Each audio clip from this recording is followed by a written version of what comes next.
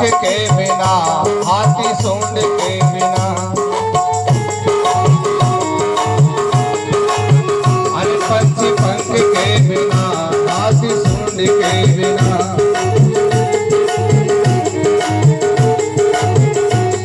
वो जैसे ही प्राणी,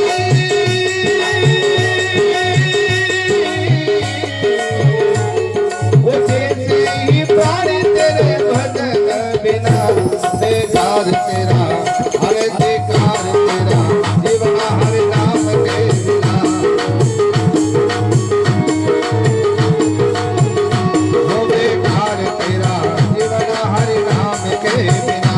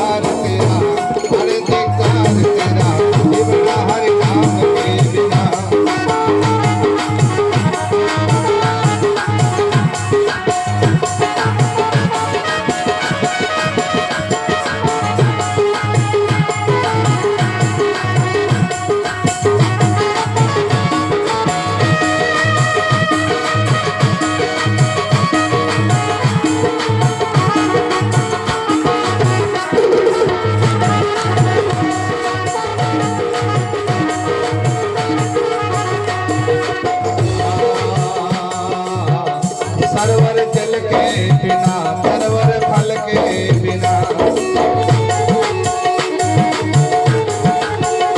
सरवर जल के बिना, सरवर फल के बिना,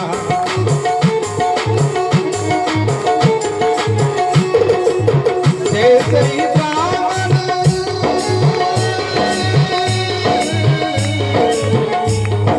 अरे जैसे ही ब्राह्मण वेद के बिना,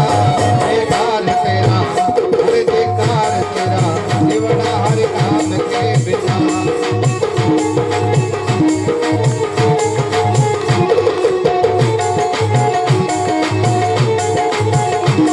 वो नाम के बिना, बेकार तेरा जीवन हरि नाम के बिना, बेकार तेरा, हरि बेकार तेरा जीवन हरि नाम के बिना।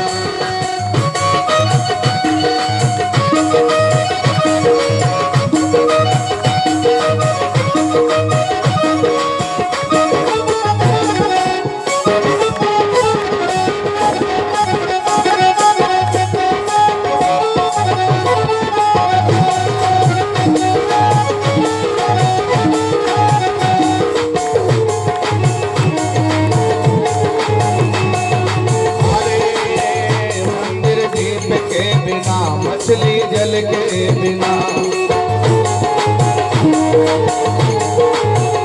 मछली जल के बिना, मंदिर दीप के बिना,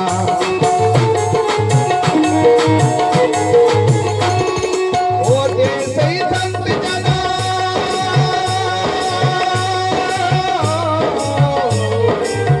जैसे भक्त जन नाम के बिना, बेकार तेरा,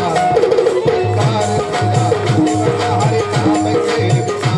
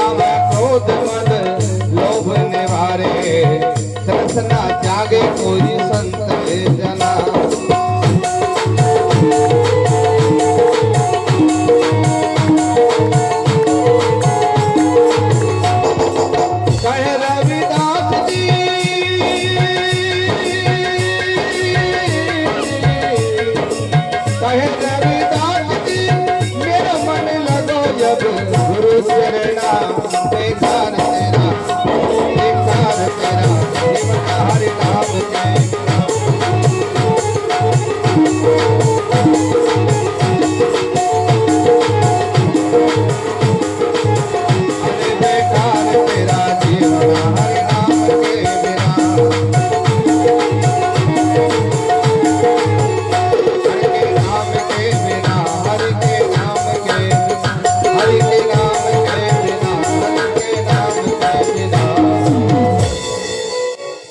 संत शिरोमणि रविदास पूरा निचोड़ लाकर रविदास जी महाराज ने रख दिया।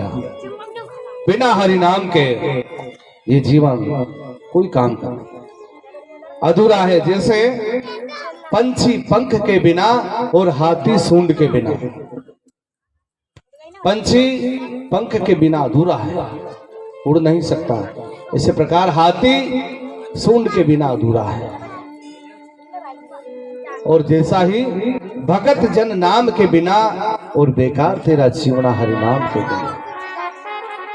रेण चंद्र के बिना रात्रि चंद्रमा के बगैर अधूरी है। और देही नयन के बिना ये शरीर आंखों के बिना अधूरा है। इसी प्रकार से तैसे ही नारी पुरुष के बिना अधूरी होती है। सरोवर जल के बिना और तरवर फल के बिना। अगर कोई सरोवर है, तालाब है, अगर उसमें पानी नहीं है तो उसका कोई महत्व नहीं है।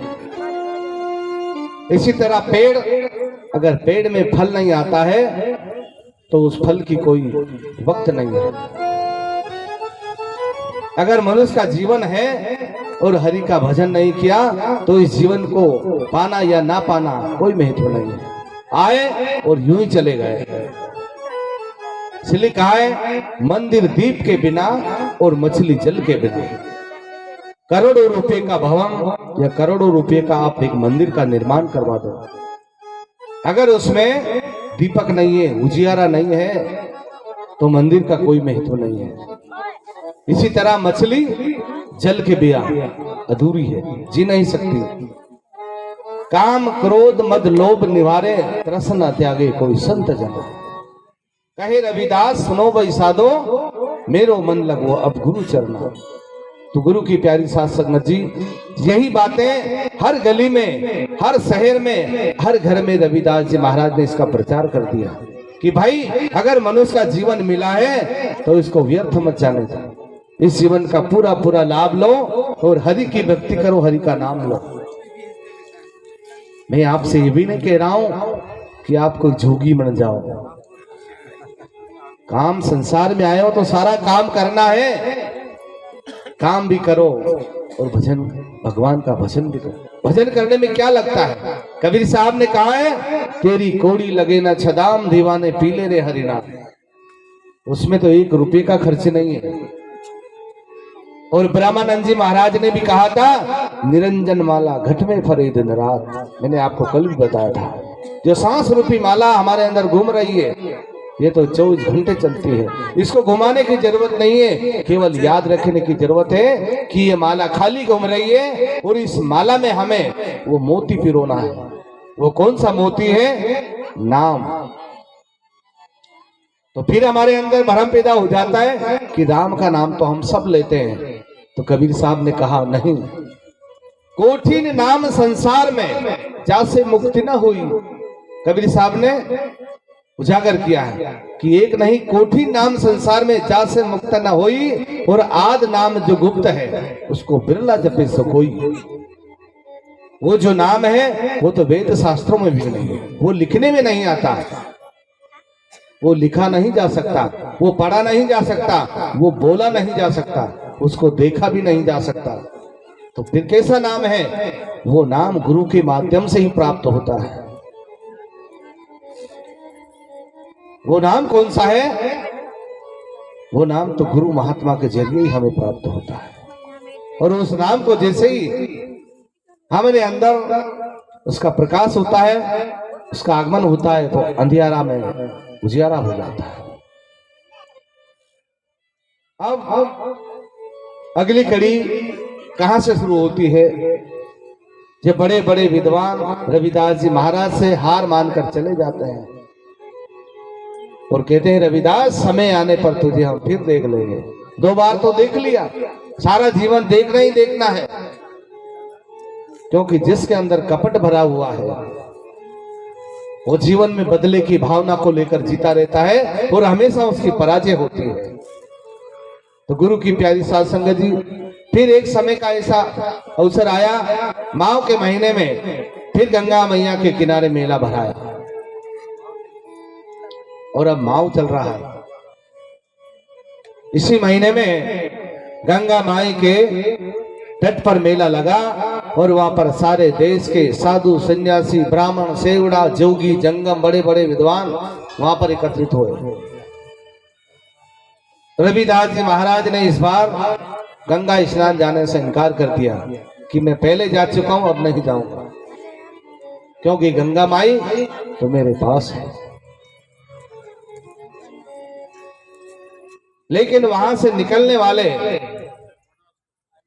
जो विद्वान थे, पंडित पुजारी पुरोहित, उनसे रविदास जी महाराज ने कहा, हे पंडित जनों, तुम अगर गंगा माई का स्नान करने के लिए जा रहे हो तो मेरी ओर से भी गंगा माई को ये कौड़ियां जाकर दे देना।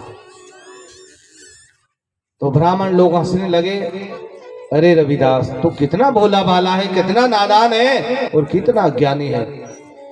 अरे हमें गंगा में जाते जाते जुग बीत गए, सारी उम्र बिता दी, लेकिन कभी हमें गंगा के दर्शन नहीं हुए, और तू कह रहा है कि मेरी कौड़ी गंगा को जाकर दे देना, क्या गंगा माई लेंगी? रविदास जी महाराज ने कहा, पंडित जनों, तुम सिर्फ मेरा नाम लेकर कह देना कि हे गंगा माई, तेरा एक छोटा सा भक्त रविदास काशी में रहता है और उसने तेरे लिए कौड़ियां भेजी। पंडितों ने कहा, ठीक है भाई, ले लेते हैं। कौड़ी लेकर पंडित जी वहां से चलते हैं, हंसी मजाक कर